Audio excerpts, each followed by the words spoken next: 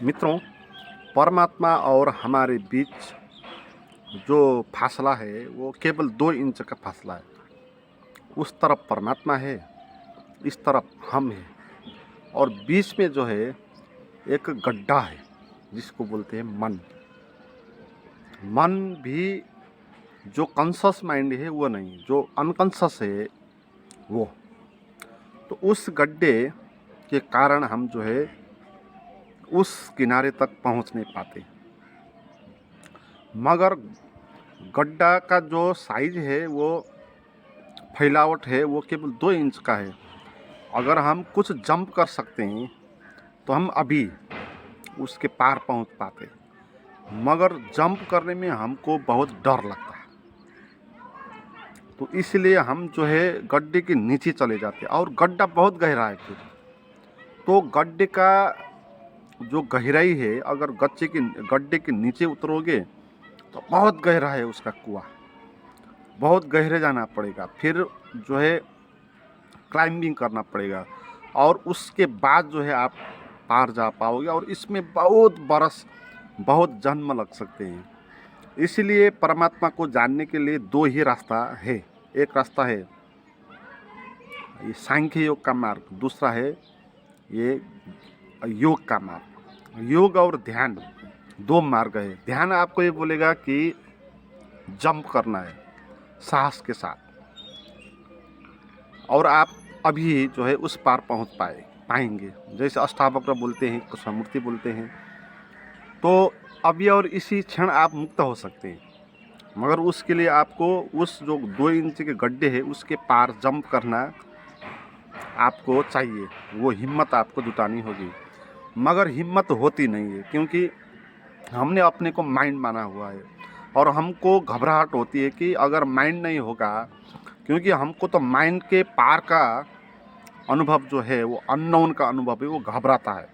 वो अभी तक हमने जाना भी नहीं है और जो है जैसा हमने अपने को जाना है उस किस्म का वो है नहीं।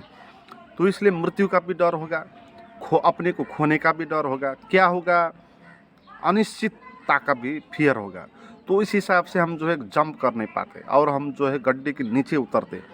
और दूसरा मार्ग जो होगा योग का मार्ग होगा। योग आपको ये बोलेगा कि आप धीरे धीरे गड्ढे के नीचे उतरो और एक एक स्टेप चलते जाओ, नीचे उतरते जाओ, फिर गड्ढे के सतह में पहुंच जाओ। फिर उसके बाद क्लाइंबिंग करो, फिर 1 स्टेप, 2 स्टेप, 3 स्टेप करके जो है आप ऊपर पहुंचेंगे। तो जो पतंजलि का मार्ग है वो यही बताएगा, यम नियम प्राणायाम प्रत्याहार क्या क्या बोलता है ना। तो स्टेप है वो गड्ढे के नीचे उतरने का और गड्ढे में क्लाइंबिंग करने का। मगर ये जो रास्ता है ये बहुत कठिन रास्ता है, बहुत श्रम करना होगा, बहुत मेहनत करना होगा, नीचे उतरना होगा, क्लाइंबिंग करना होगा। और समय कितना लगेगा बता नहीं सकते, क्योंकि गड्ढा कितना गहरा है आदमी के हिसाब से होगा, है ना। अनकॉन्शियस माइंड कितना गहरा है वो उस आदमी का नेचर के हिसाब से होगा कि उसने अभी तक कितना गहरा गड्ढा बनाया है, कितनी चीज़ों को उसने दबाया है। तो ये जो रास्ता है योग का, ये हम बता नहीं सकते।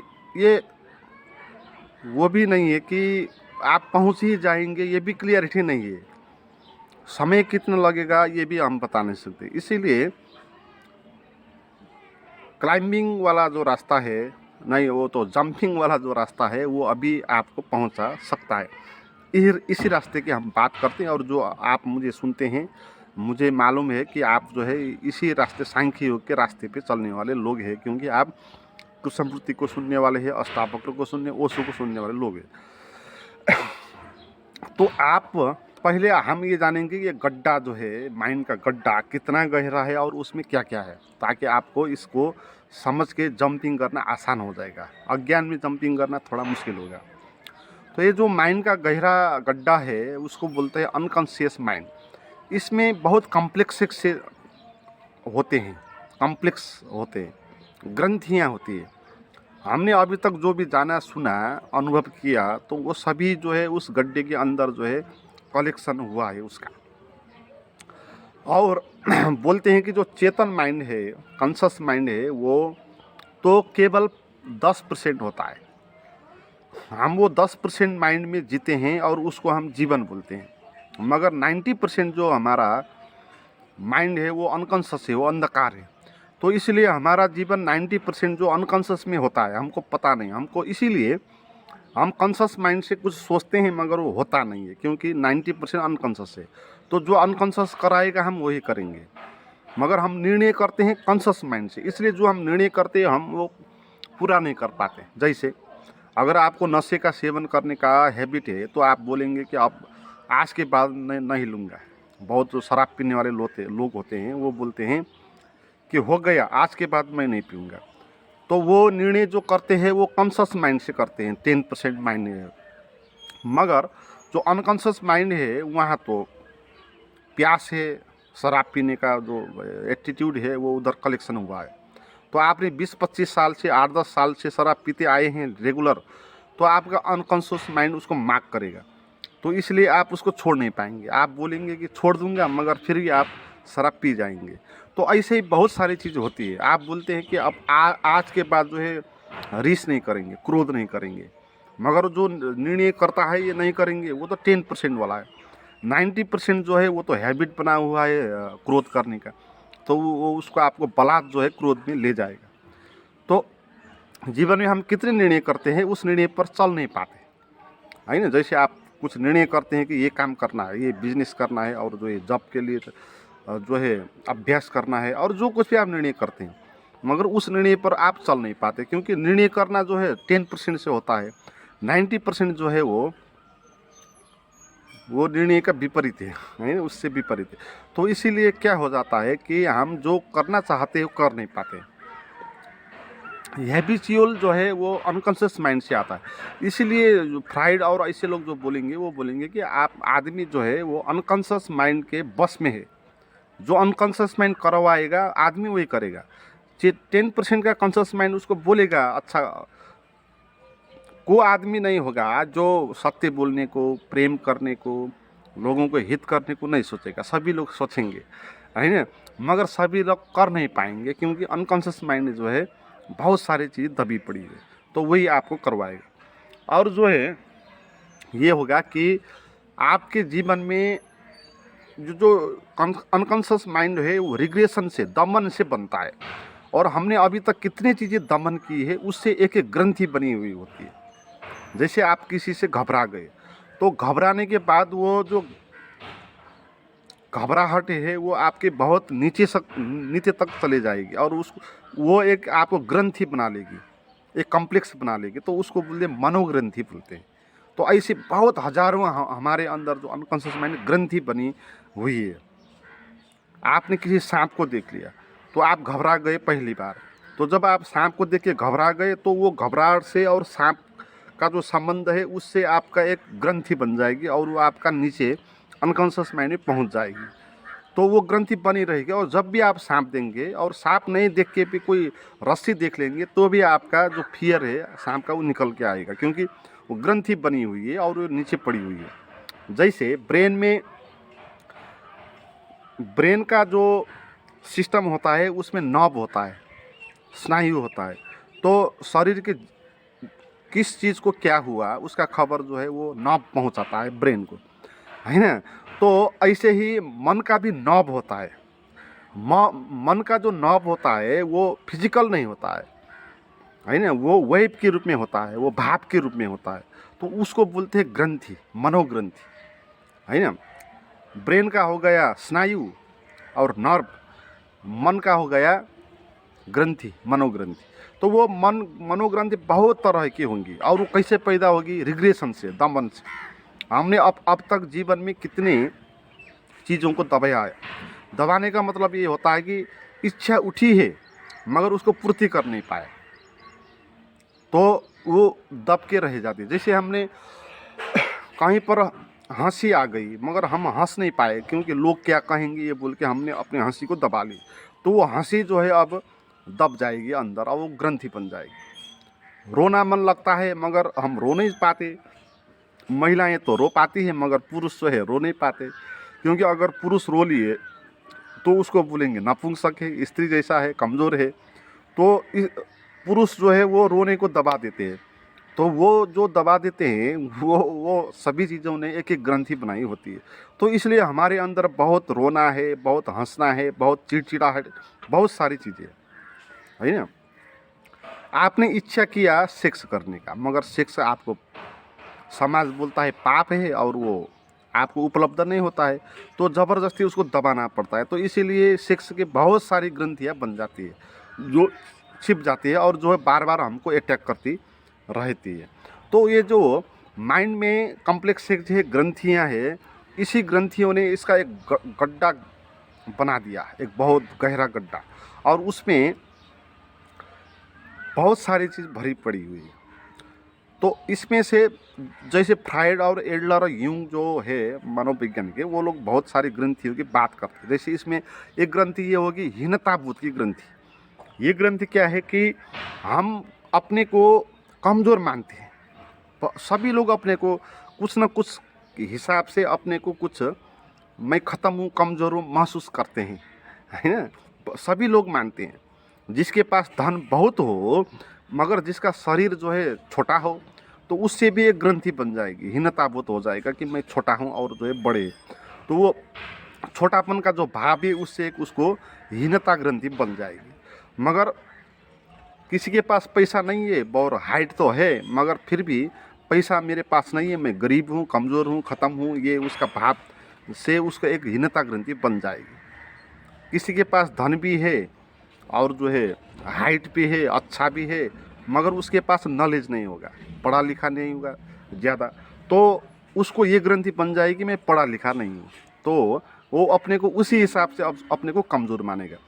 तो सभी लोग जो है कुछ न कुछ कारण से अपने को कमज़ोर महसूस करते हैं और उससे एक हीनता ग्रंथि बन जाती है, और वही ग्रंथि हमको जो है हमको सिकुड़ देती है, हमको कमज़ोर कर देती है। तो ऐसे बहुत सारी ग्रंथि हमारे अंदर भरी पड़ी हजारों ग्रंथियां हैं। जैसे एक पेड़ के बहुत सारे जड़ होते हैं, ऐसे माइंड के भी जड़ जो है वो ग्रंथियों से बना हुआ। तो इसमें सबसे ज़्यादा सेक्स से रिलेटेड होता है। सबसे ज़्यादा इसमें सेक्स के बाद जो होता है वो हीनता ग्रंथि के होते हैं। तो हीनता ग्रंथि, सेक्स का रिग्रेशन, दमन, और जो है हंसना, रोना और भाव का जो होता है जो हमने प्रकट कर नहीं पाई है, वो सभी चीज़ों का ग्रंथि बना हुआ है। तो और वो सभी ग्रंथि जो है हमारे नीचे पड़ी है, उससे हमारा जो माइंड बना है, माइंड एक वृक्ष है तो उसकी जड़ें जो है वो ग्रंथियाँ हैं।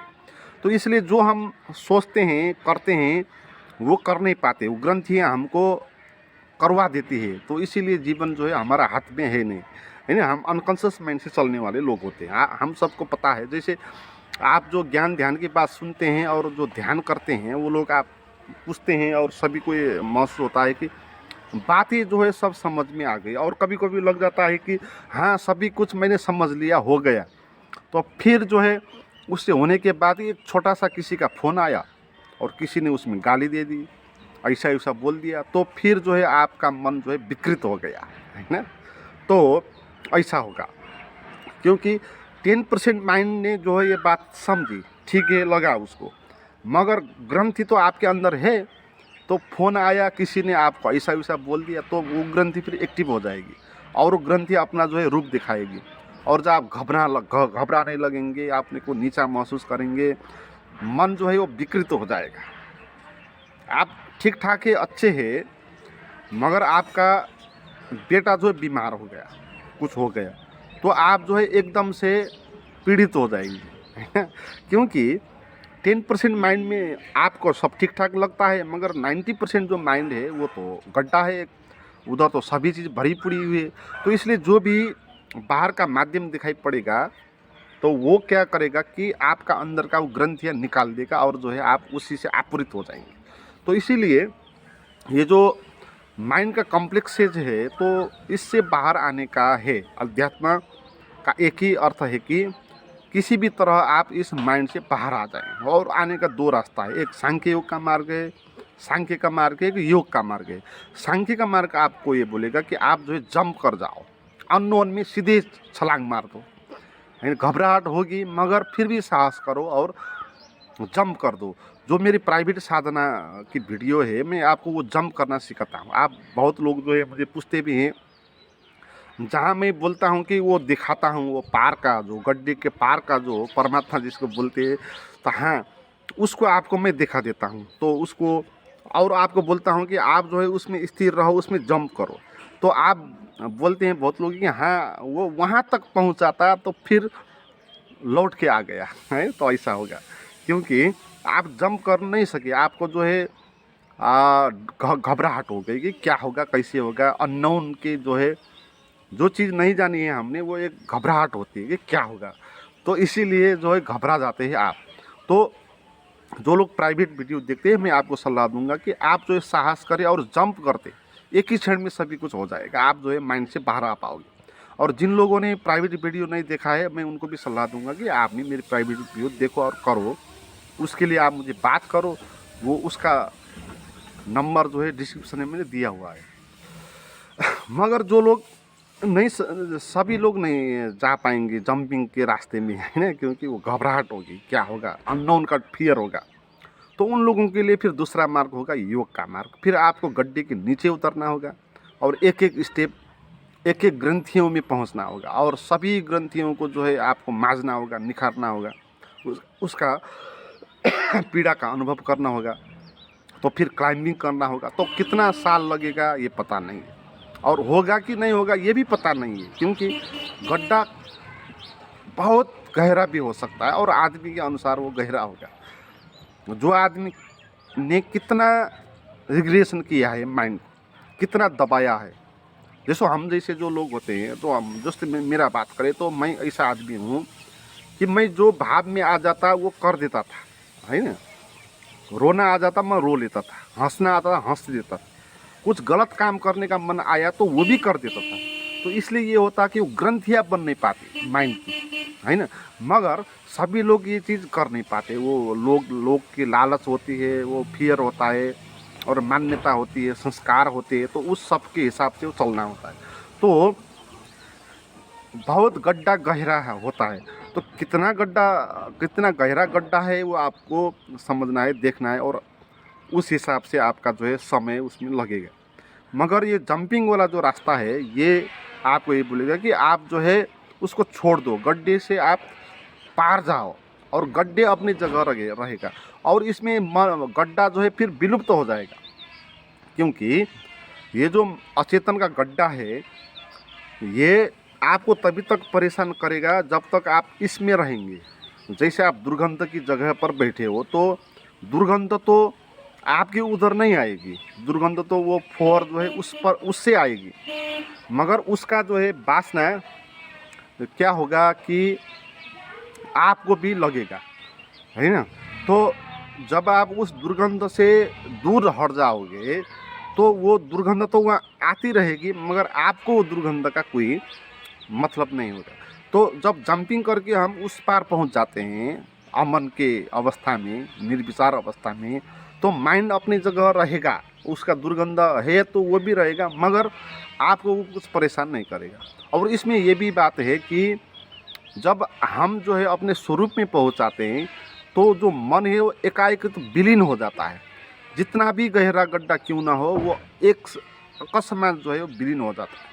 ये बात ऐसे जैसे ब्लैक होल होता है, आपने सुना होगा कि जो जहाँ ब्लैक होल बना हुआ होता है, अगर उस जगह कोई भी ग्रह और उपग्रह आया तो वो विलीन हो जाएगा, उस पर लीन हो जाएगा, उसका अता पता भी नहीं चलेगा कि कहाँ पर है, उसका अस्तित्व ही मिट जाएगा। वो ब्लैक होल बोलते हैं उसको।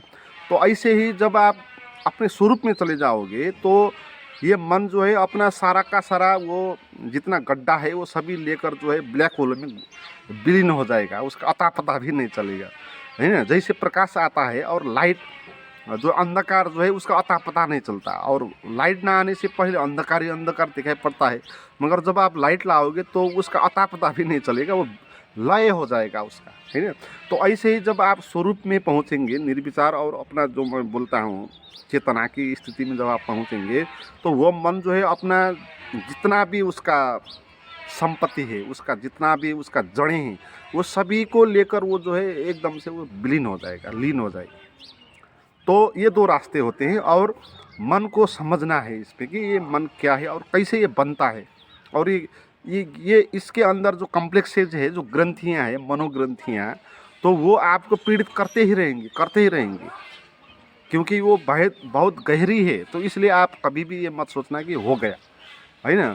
10% माइंड से लगेगा हो गया, मगर नीचे जो है वो बढ़ा ही पड़ेगा। तो ये मार्ग जो है अध्यात्म का बहुत लंबा मार्ग है। छलांग करने का साहस आया तो ये अभी भी हो सकता है, मगर छलांग लगाने में भी आपको बहुत बातें समझनी होगी, आपको सहारा देना होगा, आपको भरोसा देना होगा। तो मित्रों, ये इतनी ही बात आज मैंने कही, और इसमें कुछ प्रश्न है तो आप पूछ सकते हैं, और मेरी प्राइवेट वीडियो जिन लोगों ने नहीं देखा है आप देख सकते हैं, उसके लिए आप मुझे बात करें, डिस्क्रिप्शन में जाएं और उधर लिंक है और जो है व्हाट्सअप नंबर है। तो आज के लिए इतना ही, थैंक यू।